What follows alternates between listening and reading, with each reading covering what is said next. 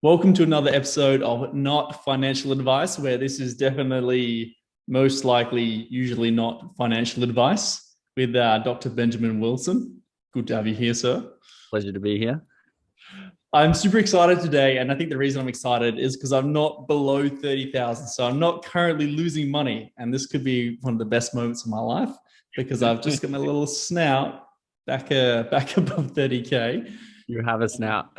Get a little snout, yet to see how Benji's done. And, obviously I hope you've done well, but That's very kind.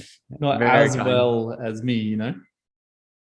Thank you, sir. I'm looking forward to seeing the results. Mm. It sounds like after 4 weeks, you've moved ahead of the starting line, which is very big. I just put it in a high interest account in the bank and just fingers crossed for the best. Go. Oh, what a time. However, I've done some really interesting research into a few companies this week. I'm super stoked to go through them today. I got it all up in the background, and I think there's some really good opportunities that we could be looking at. So without further ado, let's jump into the share screen and see how we're doing. Let's do it. Let's do it. All right, Benji, I'll reveal mine first. You want to start by mentioning the S&P over there on the left? Yes, we can talk through that real quickly. So the S&P 500, which is what we're comparing ourselves to, which is the index of the top 500 companies in America, is currently at $30,435.90 if you'd have put the entire 30K in just to the S&P 500 at the start. So you can see it's up, about 2.5%. So not doing too badly at all.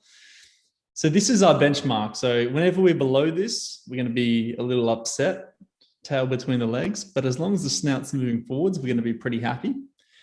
It's very rare for people to be able to beat the S&P 500. So if we are ahead of this, we're pretty proud of ourselves. So without further ado, I'm going to change this to black and announce that I'm up to $30,186.80 with a $1,000 gain this week, my man. Well done, bro. Well done. Good to have you back in the game. Thank you. It's good to be back. A celebration of the week. Do I get a crown or something? But I'm going to just white this one over here and let's see what we have. Benjamin Wilson. Whoa. Wow, that's an impressive gain of $223 over there. Not quite the 1,000 of Dr. Volatile, but I look like I've invested in just an index, which I guess we'll get into. Did you want to go through how you managed to make $1,000 this week? Yes, I thought I might do that real quickly, but I thought I'd point out as well, currently Benji is beating the index by about $300 there, whereas I'm trailing the index by about $300. So, and scroll over to the right because I was looking at this before we started. Look at the graph. You've got like you're creating like a wave pattern of just like ups and downs, which I'm learning from, and I'll talk on that. But just like having a nice chunk of your money invested, you can see that you got big ups and big downs. And there's the S&P, of which I'm sort of reflecting just because I basically hold Apple. And I'll go into that after you. So you jump into your stuff. Yeah, absolutely. And what you'll see here is there are big fluctuations. However, if you're investing in single stock companies, realistically, you are going to have larger fluctuations. And this is a quote and a completely butchered quote, but Warren Buffett talks about if you're in the S&P 500, you're going to see very consistent gains over time. However, if you're looking to beat the S&P 500, he says he would rather larger downs, but also larger ups, because overall he's going to have a larger return than a more consistent, stable 6 or 7% per year. So that's something that he looks for. And part of his philosophy is really sticking it out and doubling down on stocks that you believe are undervalued. So the thing, and Benji might talk to this later, is when something goes down like this, you can see in my graph, having I've lost the words. Words are really hard. Words are so hard. Does anyone have a dictionary? It's just a celebration. I've just lost it. It's been a big emotions are high. Very emotional. Which is what you want in investing. Yes, but being able to stick to your decisions and go and understand, I made this decision because of this, this, and this. And so when it drops down here, I don't freak out, I don't sell. I hold on to it because I know that it's going to be going up. All right, or I've got a good reason why it's going to be going up. And that helps you sleep at night without clenching your butt cheeks like the whole time, like you've just left an Indian restaurant. That'd be nice. That sounds like the dream. It was a fantastic night. You were very impressive, Benji. So I might jump into a couple of the things that I've done. So over here, you'll see, for me, Tyro is actually down, which I'm still very, very surprised about why this is down at the moment. However, I'm very confident this is going to continue to rise. I think part of the reason that this stock's down at the moment is they are merchant terminals, and they're an Australian company mainly. And so what's happening at the moment in Australia is, I think there's just over like 13 million people in Australia in lockdown, which means retail is shut down, which means people are going, oh my God, like what's happening here? Freaking out because people can't tap and go. So I can understand why this company's down at the moment. And I understand also that as we start to come out of lockdown, hopefully Adelaide this week, actually this Tuesday, Melbourne within the next few months, and Sydney within the next couple of years, is going to be coming out of lockdown. And we're going to see these go back up to where they should be, because they're currently, I believe, to be undervalued companies. And even so, Tyro is sort of sitting lower than it was last year, but making so much more money than it was last year. I think there's sort of 20 to 30% more cash coming in week on week, which is incredible. Like any other business that was making 20 or 30% more than they were the year before, you'd expect their stock to be much more. But these guys are down. So I think it's a great opportunity. And here we've got Webjet, which is still one of my favorites. And they're 1.23% up at the moment. And that's throughout these ridiculous lockdowns. And so looking to the future and also looking overseas, because they have a larger business overseas too, is what are they doing at the moment? And I can see that there's so much potential for growth there. So this is going to be another one that I just continue to hold, because I think we're going to see a lot of upside over the next 3 to 6 months. And then the last thing was crypto. So crypto went a little bit crazy over the past week after Elon Musk sort of had another little discussion. I can't remember who it was with a few other investors, and said he definitely believes, this guy's more up and down than my bloody graph there, but he definitely believes that cryptocurrency is the way of the future. And he also believes that Dogecoin can beat Ethereum and Bitcoin and become a leading player if they were to make some tweaks to the network that it's built on, which would be super. Imagine that Dogecoin becomes like the official currency of the world. That would be the best. I'm not against that. I'm not against that at all. So people's coin. The people's coin. Everyone wins. So it's very interesting to see what's happening there. And a lot of that's come from that discussion that was had earlier this week. But there's also been another big thing happen, and that was Twitter and Amazon have started to take cryptocurrency seriously and looking at how it may play into their own business models. And so with that news released over the past 24 to 48 hours, we're seeing the price rise again, because people are going, well, the more large institutions, Amazon's one of the largest businesses in the world, the more of these institutions that adopt cryptocurrency and believe that cryptocurrency is going to be the way of the future, I believe the more inflation we're going to see in that price. And so we've seen some sort of 10 to 20% increases over the past week because of this news. So that's where my stocks have been. I'll talk about what else I'm looking at shortly, but I'd love to hear, Benjamin, where have you been making this $233, $223? Let me share my my screen with you, and I'd love to jump into some more crypto talk with you as well. Maybe halfway through the app. But in the meantime, we'll celebrate my consistent snout here. So you can see I'm at $30,739. And basically you can see as the S&P goes up, I've sort of gone up. I have, however, taken my first big loss this week, which was, funny enough, an IPO, HCW Biologics. And I got in with $1,000 because I'm just trying to put maybe $1,000 in each one. And it crashed 35%. And if we go back to the IPO data, it's hilarious because I'm pretty sure like the lowest, if I just move our side out the way, the lowest percentage was negative 17%. So it's like doubled out of the last 42. It's doubled the performance of the worst of the worst investment. So I thought that was absolutely hilarious. And another great data point for us, because it's like, look, I came across these statistics. I'm like, this looks foolproof. We knew somewhere along the way it's not foolproof. And the second IPO, I go down, and the other one was this Pixie tankers for $200 up here. And so I only went up in one, and basically I went down that day. And remember, I basically tied off at break even. And looking at this one, I'm like, okay, maybe I was asleep. Maybe I missed the high, and sold, I haven't actually sold it, but like held it above the high, and then it's dropped. It didn't go up. It literally crashed like 12% in the first hour, and then was just like a downtrend from there. I was down actually 45%, but it has bounced back up. So I'm just going to figure out when I let this guy loose, which will be probably tomorrow. The problem with these IPOs too is I feel like it's so tough, because it's just like 11:30 p.m. to 5 a.m. is like trading hours. So I'm asleep, and I can't monitor this. I can't set like, if goes up 20%, sell it, because I don't own the stock yet, because when it IPOs, I don't have ownership of it. And then I get ownership of it and I'm asleep, so I can't set something. So it's a little bit tricky / slightly annoying, because I've basically lost on everyone. Just on that one, from Benjamin Graham's book, he talks about IPOs, and he said they should stand for, it's probably overpriced, imaginary profits only, or insider's private opportunity.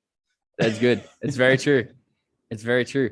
But I feel like we are somewhat of an ins. Obviously, we're not on the first level, but we are getting in before, like, I guess maybe not, but before it's publicly available. Yeah. But yeah, it's not somewhere you can see. I haven't put much of my capital towards there, probably a couple thousand total. And it's a good way. It's good to learn what Warren says through like empirical, practical evidence. Like, if I just do this for the next month and keep losing, I'm like, all right, let's get off the roulette table and start putting it somewhere else. But I am enjoying having like a hands-on approach to it, which currently is teaching me some good lessons. So that's down 470 Australian dollars overall. But I still managed to make a profit, because Discovery actually started rebounding a little bit. I'm only down 7% there. And then Apple is starting to surge their earnings report, which means they have, because they're a public company, they have to disclose how much they've earned in the last 90 days every quarter. And that's coming out, I believe, in about 3 days' time. And people are estimating they're doing very well. So the stock price is rising with that, as it's rising with the entire S&P market. So that's doing well. I'm just going to hold that through the earnings, because I think that it should go up after the earnings. But there's this, once again, there's no guarantees, and this is literally like the opposite of investing in an index fund. It's just picking one stock and hoping it does well based on my limited knowledge of it. I've got into a couple more IPOs, because I do want to get more data under my belt. I don't want to like, okay, I guess IPOs didn't work on the last like 2 out of 3, and then just watch like a couple of them like triple overnight. So I'm like, cool, I'm still keeping my hand in that honey pot, just in case it fills up with honey. That would be a proud day for the snout. But apart from that, I actually didn't do. Oh yes, I did. I did a big crypto trade, or big 3,500. Essentially, and we'll pull this up, because I think it's such a fascinating thing to talk about. And obviously, it's like there's no history to the crypto market, really. It's very new. Where like the stock market, Warren Buffett's like, you look back hundreds of years and you can see what's happened. Crypto market's so new that no one knows what's happening, but you can see the real volatility of it. If we go recently, more recently, you can see we had a big dip this week down here. And my crypto of choice is Cardano, ADA. And basically, the week before this week, remember I got cold feet here? I bought in at $1.23. It went down to $1.21 or $1.20. And then I sold as soon as I bounced back, because it's like day trading, because it's like up, down, up, down, down. And I do feel like you could make a lot of money just buying at $1.19, selling at $1.27, because it hits that range so frequently at the moment. But I got cold feet, because I'm like, it feels like it's going down. And I know you're not supposed to put like emotions into this, but This time I was right, and it dipped way down to, I believe, $1.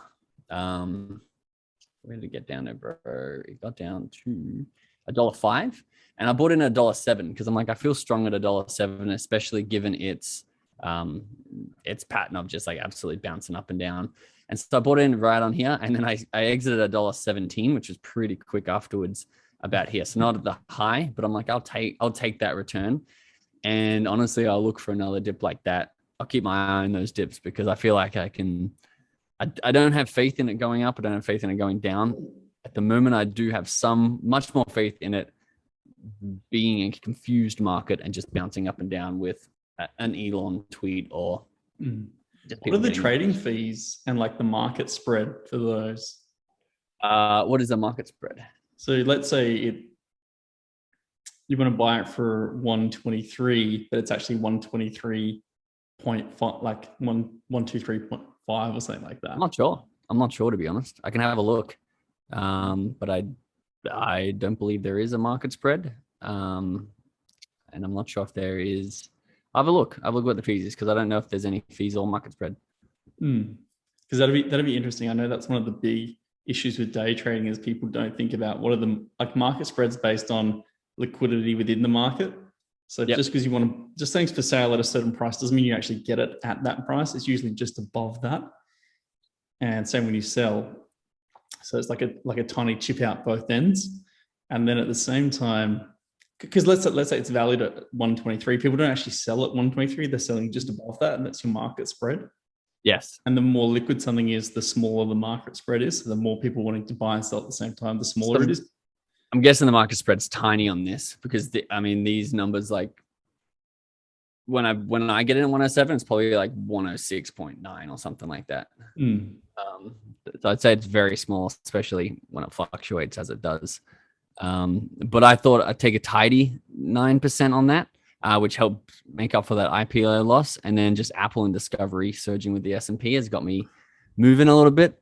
But I've got a lot of lessons that I'd like to share and a couple of moves I'd like to make, but I'll throw it back your way first. I like it. And Apple is 7% up. That's ridiculous. Doing very well. It is doing very well.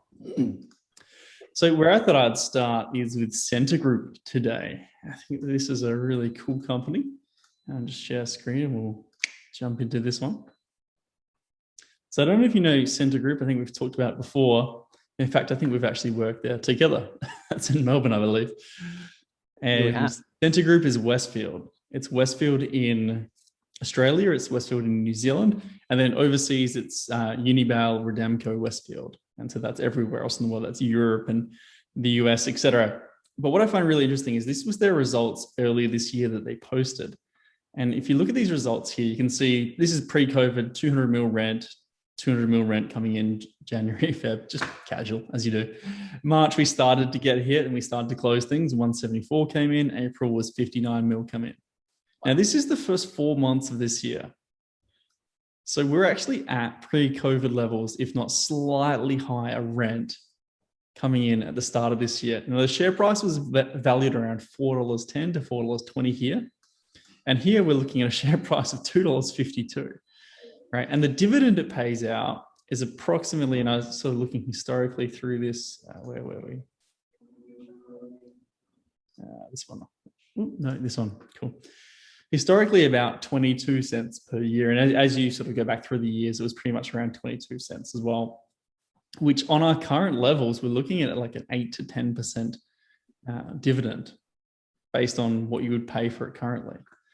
Plus then if we were at $2.52 before, $2.52 now, and we're thinking that, hey, there's no reason why it's not going to get back to where it was, because once they release their half-yearly results, we should be able to see that bar these small lockdowns, we've been bringing in some good coin, we're going to be able to pay some good dividends going out, is that right now people are freaking out. Shops are closed. They're not able to take rent. And understandably, we're going to see some more dips. But over the long run, this is a good business model. And they're doing really well at within the first 4 months of this year. Yeah, in June, July, August, we'll probably see a dip. But this is a company I feel is very undervalued at the moment compared to where it was previously. And they also pay a very high dividend. In fact, to get back to, let's say they get back to $4.20, if I just put that on here and go to,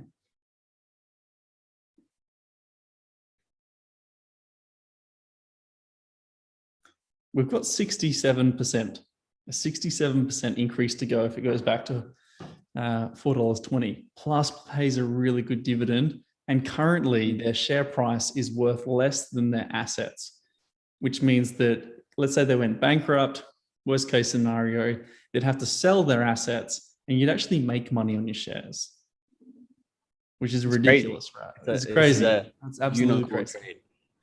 So that's the first one I'm looking at, and I think I'm going to be doing something. I've got lots invested in here outside of this challenge, but I'm thinking, is this somewhere that I might be putting some capital? Keeping in mind as well that I've only got $5,000 left to play with at the moment that's not currently invested, and this may be where I'm looking at put this one. Quick question on the 2020 revenues. What happened to them in April? Obviously, COVID hit, but did their stores just not pay rent, or were they not charging rent? Yeah, so with the restrictions, essentially having to close those stores meant that they didn't have to pay rent because it was a government directive. And so obviously there was just less money coming in during that time, as we can see is reflected there. And they had to provide support. Like there was a whole range of sort of like businesses and landlords had to come together and had to find agreements. That's fascinating, because I feel like mainstream media have like said like the little guy, the shop owner, is the one that's like copping all like the expenses. But here it looks like the actual people who hold the real estate are. Yeah, it's very interesting. And I think I reflect on a story from Benjamin Graham when he talks about taxes. And it's so reflected in our population at the moment with the current lockdowns, because I see people from all walks of life and I find it fascinating. And the reason for this is the story goes, it was back in like ancient times, they had castles and shit. The king comes to the farmer, he says, I want to be implementing taxes. So everyone who has cows is going to have to donate 20% of their milk to everyone else within the village. And the farmer says, fantastic idea. And then he says, everyone who has, sheep is going to have to donate 20% of their sheep for meat to everyone within the village. He's like, I love it. This is the best idea ever. And then he says, everyone who has chickens is going to have to donate 20% of their eggs to the community. And he's like, I hate that. That's shit. No, we can't do that. It's terrible. And he said, well, why is it suddenly terrible? He's like, well, I don't have any cows. I don't have any sheep, but I've got chickens.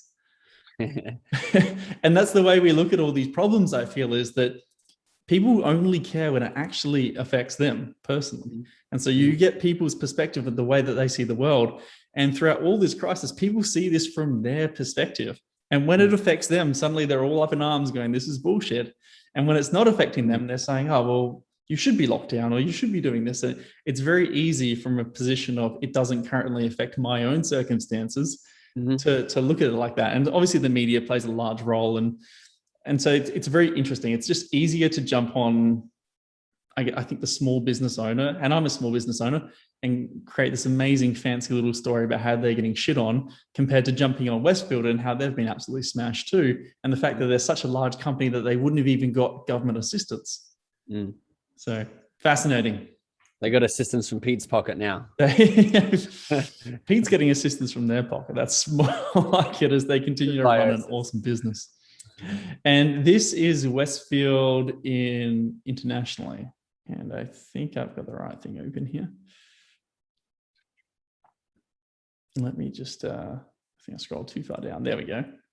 We want to look at gross rental income, and we can see that it's a lot less for the first 3 months of the year compared to the 3 months last year. And this one's quite interesting because in the 3 months last year, and they talk up here that there was quite a few normal days. So there was a lot more normal days that they had last year compared to this year, because overseas has been absolutely smashed by COVID this year. And when we're looking at the numbers through here, I'm looking at going, this is such an opportunity as well, because this share price is almost 50% down of where it was. It's also a high dividend yield paying share price. And it's a fantastic company, I believe. It's a real estate company, commercial real estate. They hold the best supermarkets in the world. They, what sort of brands are in these supermarkets? It's your Louis Vuitton, it's your Gucci. So we're talking high-end brands here. And as we come out of the pandemic, people with money are going to continue to spend money. And they've also got lots of their plans are moving away from just being shopping precincts to being entertainment precincts. So they're expanding largely into having like so many awesome restaurants and using incentives to get those in, but also going, how can we even look differently? So they're looking at solar farming. They're looking at all these different ways that they can change their business model and adapt for their 2030 plan. I like that. So fantastically cool business also. So these are the two that I'm looking into at the moment and trying to figure out which of these two do I believe is going to have the best short-term return in order to build this cash up a little bit more.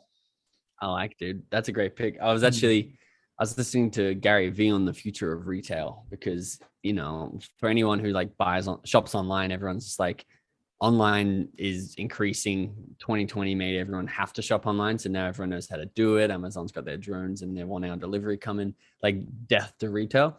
And he had a very interesting perspective on it. One, because I do a lot of e-com myself. I know that e-com is still only 10% of all sales, of all commerce, which means 90% is retail still. And the number is only very much slowly decreasing. But Gary Vee is saying that like retail stores will be less sell you a product, it'll be less salesy and it'll be more brandy. And it'll be like going to a theme park for your products. Like, you know how Nike, like you design your own shoe and then they ship it to you. Or Tesla, you like sit in a Tesla car. No one buys the Tesla car, but then you go home and you think about it, you go online, you buy one. And he's talking about people go to Disneyland to like have fun and enjoy the stuff. They'll go to these Westfields and they'll have all these customer experiences that introduces them to the brand, gets them to like it, follow them on Instagram, then go home and buy one in a week or two. Yeah, I definitely agree with that. It's just more the experience, and the more high in the shop, the more important the experience is. Like no one wants to go and buy a Louis Vuitton handbag online. I guarantee you no one fucking does that. They want to go into the shop. They want to get given, you know, champagne, sit down and be absolutely pampered. And they want to do that while they can go to an amazing restaurant and have a great experience too. And that's where I'm really leaning on with this is I don't think that retail is just going to like roll over and die and be like, well, e-com is so much easier and more convenient. I think they're going to double down on what e-com can't do. And I think you're going to see e-com increase as a percentage, absolutely. But the whole market's increasing. There's more people. There's going to be more people on Earth. There's going to be more people going to these places. And so when we look at the pie continuing to increase, I don't think we're going to have any issues. I think we're going to need more large shopping centers. I think so. But anyway, I'm going to handball this one over to you now because I would like to see what are the opportunities you are looking at over the next week.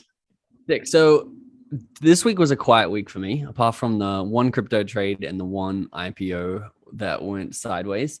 Just been riding the market, and like, so this is our 5th episode. So we've had 4 weeks of trading. I'll share screen just to get a visual for everybody. And I'm not disappointed with my effort. I'm ahead of the S&P, but I'm like $739 up, and I'm like, I don't have any options. I don't have any like large trades that could pay off in a second. And I'm like, this thing really needs to move. Just because Pete's happy sitting around the starting line, just less jabs. Just because like the S&P's moving slowly and I'm ahead of it. I don't want to like something I feel like I have a habit of doing is like just try and stay one step ahead.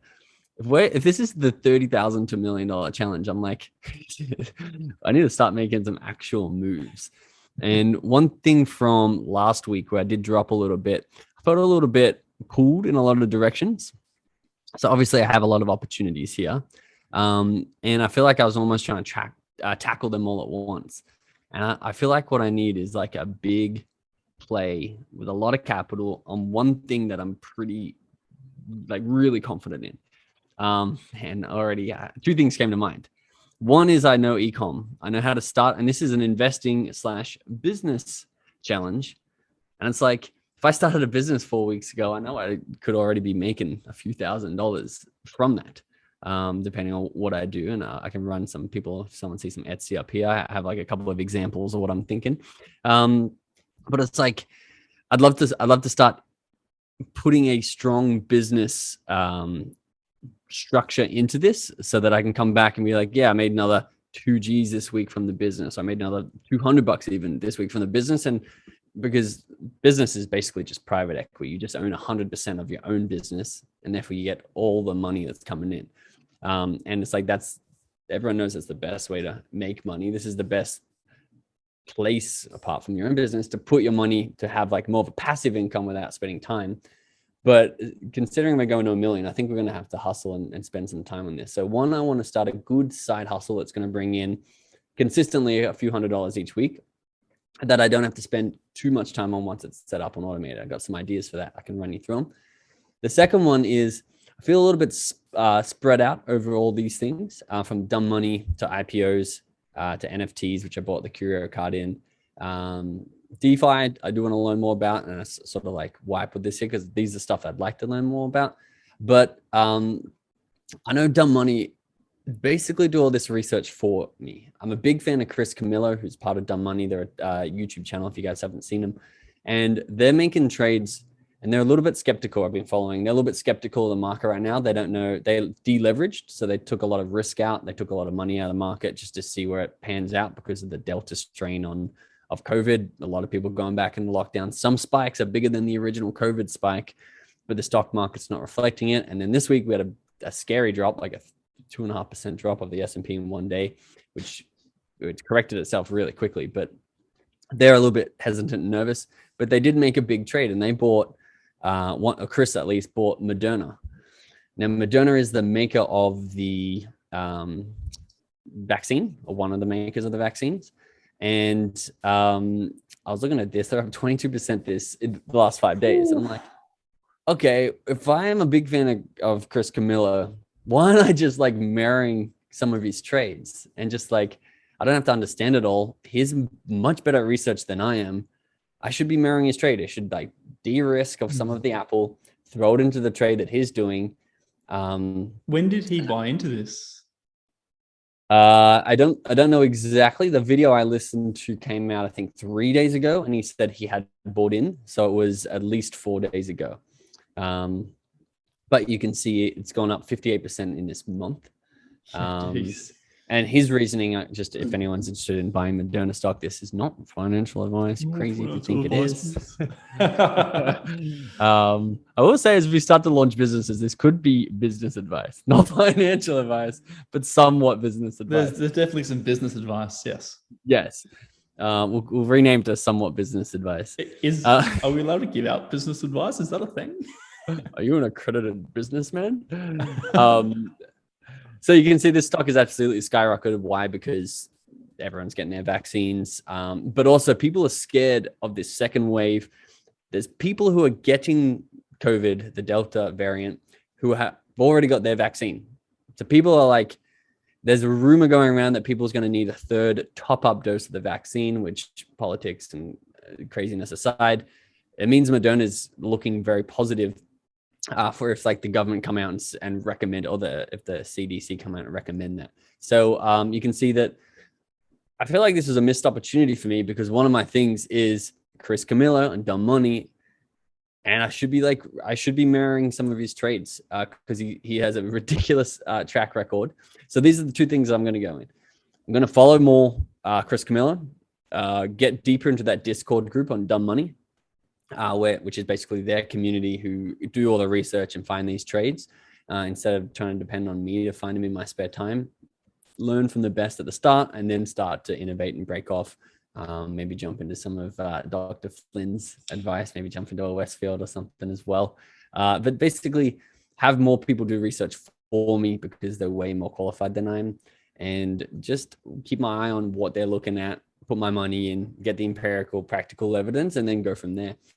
That's one thing. The second thing is to start a side hustle, some business. Now, to jump into that really quickly, Etsy's fantastic. Etsy stock is actually fantastic as well, which I like. I've been teaching people to sell on Etsy for so long, just because if you look at how much money they bring in a year, like if you look at Etsy revenue graph, it is so consistently climbing, and they're doing better and better. Let's have a look. They'll give me this is that weird website that sometimes make you pay. So annual revenue of Etsy from 2012 to 2020 This is Oh, obviously wow. COVID, where it absolutely skyrocketed because people are at home, they're bored, they shop on Etsy, they're looking for some variety in their life. But the 2021 numbers are also looking very good for them because people have adopted Etsy, they're giving their email up and they can shop. But even before that, you can see this consistent growth. This is $818 million, almost on $1 billion of revenue. And their stock has obviously done very well with that as well. But it's just funny because I came out with a digital marketing course being like, people who should sell on Etsy because it's doing so well. But this was before I really understood investing. And this is why we started this channel, because I didn't get a piece of that pie, but I knew that they were doing well based on their stats. So we go, they're up 21% this year, 3.5% today, 15% over the last 5 days. Just hit 5 years for us. I'll be interested to see, because obviously there was a big dip there. What caused that dip, do you reckon, further I on don't know. this year? I'd like to find that out. This is obviously the COVID dip, and then it reflected their revenue pricing here. Very So accurate. just Yes. look at the COVID dip. Where were we at the bottom there? What's Ooh, 30, 36. $31 Oh, sorry, 31. basically. And we went up to what? 252 was the Yeah. highest. Unreal. That's ridiculous. Unreal. Yes, 100%, almost 100% over the last each year for the last 2 years, or more than actually. Yeah, that is ridiculous. Well, that's like, what is that? 800%. Yeah. So these are the opportunities that I'd like to look out for in the future. Like I launched my course like in here somewhere, being like, Etsy's a massive opportunity, because this is the breakthrough that I've had, and why one of the reasons I love Dr. Flynn, and one of the reasons why we started this is because I'm like, okay, Etsy's massive. I should be selling on Etsy, learn how their SEO rank work, and just rank for a really prominent keyword and have that product. It's handmade stuff, but a lot of people game it. So it's like, it's not actually, it could be handmade, but the handmade is outsourced to someone else. It's not your hand making it. And I'm like, cool, maybe I'll get on Etsy, but I never had time. I like bracelets, like men's jewelry. I'm like, maybe I could create some high-end premium ones of those and market it on Pinterest, which a lot of people on Etsy do. And I never got around to it, but I'm like, in hindsight, I should have just invested in the company that's doing really well and ride that whole ship. But you could legitimately do that in all the courses you make. Like, what are the platforms you're doing this on, or what platforms do you use? And whenever you create a course, you're obviously creating it because you see that platform to be something that's going to grow over the next 5 or 10 years, and invest in that business at the same time. It's great advice. It's brilliant advice, because I started Amazon in 2016, when I'm like, oh, Amazon 2016. Yeah. Like, I think I started in March 2016 at $575, and now it's at $3,600. So it's like, you're right. Like, Jesus, look at that. Obviously that's from old time, but you're right. If I would love, instead of putting 50,000, I mean, I've put hundreds of thousands of dollars into stock. If I put $100,000 or $500,000 into the actual company, it would have been fantastic. And maybe that's even like a play or a part of the course. I know you can't give financial advice, but you can say, each time I sell on Amazon, 50% of my profits goes into Amazon stock. Because you're obviously backing the platform to continue to grow. And that could be a business model in itself of like, don't just invest in your own product, invest in the platform that you're selling this product through, because that is going to help to grow over time as well. And then that's the true passive income, right? Yeah. And because you're always very early at jumping into things. So you're an early adopter. And remember, if you're an early adopter on lots of different, the first wave. You're a second wave adopter, right? But you're not like the end. So you're getting in when the stock price is reasonably small, or relatively to what it could be in 5 years' time. And we always look at it and go, oh, the stock price is high right now. Why would you invest right now? It's kind of high. But if each time you just committed to, or we just committed to going, all right, well, 50% of every profit that we earn here goes straight back into that stock, month on month on month, we've got to be back in that platform, or we wouldn't be using it. So I like that. I'm going to have a think. It's very good. That. And of course, like my personal portfolio, I hold a lot of Amazon. I hold a lot of Shopify as well, because I sell on Amazon and Amazon own 50% of e-commerce sales in the US. Like 50%, 1 in 2 sales online in the US goes through Amazon, which is ridiculous. And then the next biggest runner in the e-com world in the US is Shopify. So like you back the platform, and then I'm also diversifying and backing the actual category of e-com, which I'm slowly learning how to do better. And hence why we're doing this, because we are now teaching people, not advising people, but at least teaching people that it is an opportunity. But one of these things that I sort of just like a really quick model that I use when I start a business, first thing I look for is something that's in high demand, something that people are already either searching for or want. Like that's, you need to prove demand. I never want to create a demand for a product. I want to jump in where there's already demand and offer something better. So on these sites like Etsy, if you click on the search bar, you can literally see things that are popular right now. So these are the most searched things on Etsy. Slime suppliers.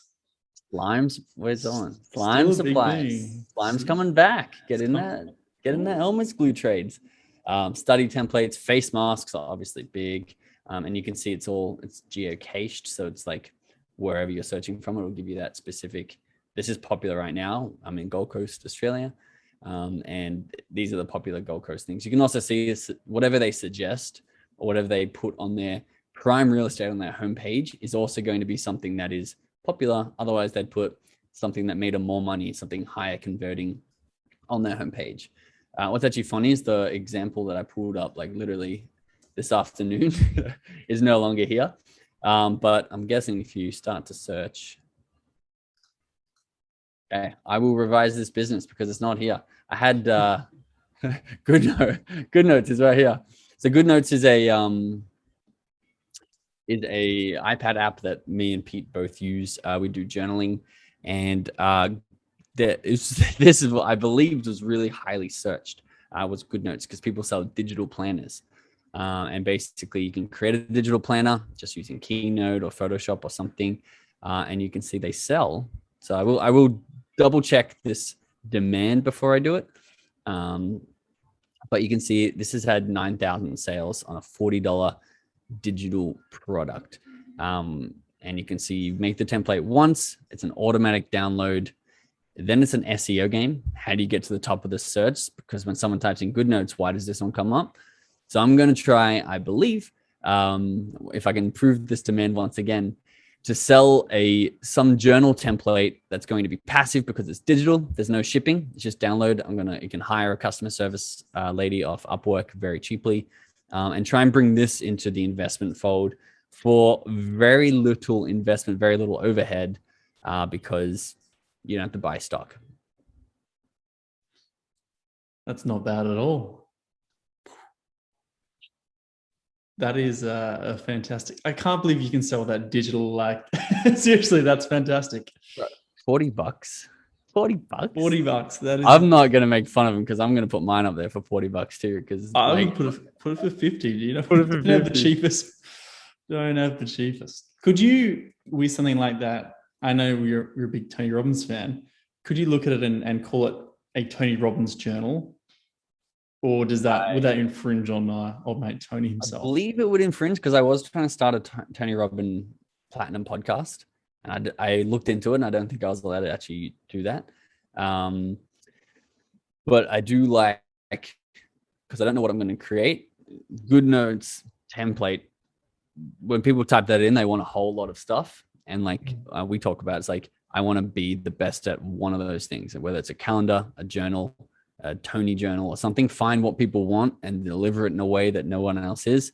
Put a $40, $50 price tag on it. Premium is always better. And like, even if I sell one a week, it's an extra $40 coming in a week that'll help me gamble on these IPOs. Well, the gambling money's got to come from somewhere. Yeah, I'm already thinking different ways that I could leverage even people that I know. So I have this idea, and I know that they're like, let's say, a fitness journal, and I know someone who's super into like fitness, and I go, cool, I've got this idea and I've got the skills to be able to put it all together, but I want you to sort of design this for me, and then I'll market it.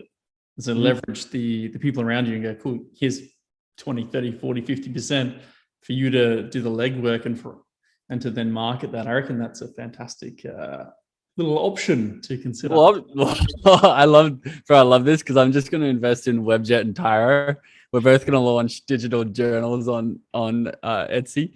We're just morphing into like, and then what's funny is like in like 6 months from now, people will be watching this at home and they'll be like, oh, that's how they went from 30,000 to 130 is they launched it. And then everyone's just going to flood that thing. It's going to be fantastic.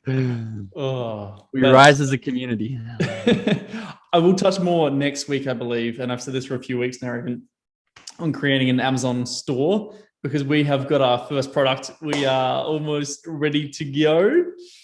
And we're going to be saving the feet of people all around the world. So, whoa! If you have a foot fetish, this one is for you, my friends. Mr. Sigavicki. Yeah. That's it from me today. They're all the things that I was going to discuss on this episode. Unless you have anything else you'd like to sneak in the back door. We've just lost sound with you, Benji. We're back. Yeah, there we go. For some reason, this mic cuts out every 30 minutes. So for me, this week I want to simplify, stop doing 90 things and just do dumb money trades and like IPOs because they're essentially automated and I just have to look at how they go. And start a little good notes Etsy store sort of plan. If it's not in as high demand as I think, I might be selling something else, but I definitely feel like I want to go the digital goods way just to have less headaches. So that's my focus for next week, and I'll report back with my findings. Amazing, my friend. And for me this week is Amazon. It is going to be creating our Amazon store and getting that kicking. So that's where my singular focus is going to be. I've got those other investments. They're going to sit there. Hopefully they go up. Actually, even more, hopefully they go down and I can buy some more at a discount price and then they can go up. But as long as they go up within the next 3 months, I'm happy. Yeah. Love it. I'll see if I can jump in if they go down too much. We can chat about that. So that's it from us from today. We'll look forward to seeing you guys next week. If you're looking at starting a business, this is somewhat business advice. Somewhat business advice. Definitely not financial advice. However, if you're going to be investing, this is absolutely not. And I can't stress this, 80% enough that this is not financial advice. You're crazy if you think it is. Bye for now, my friends. See you guys.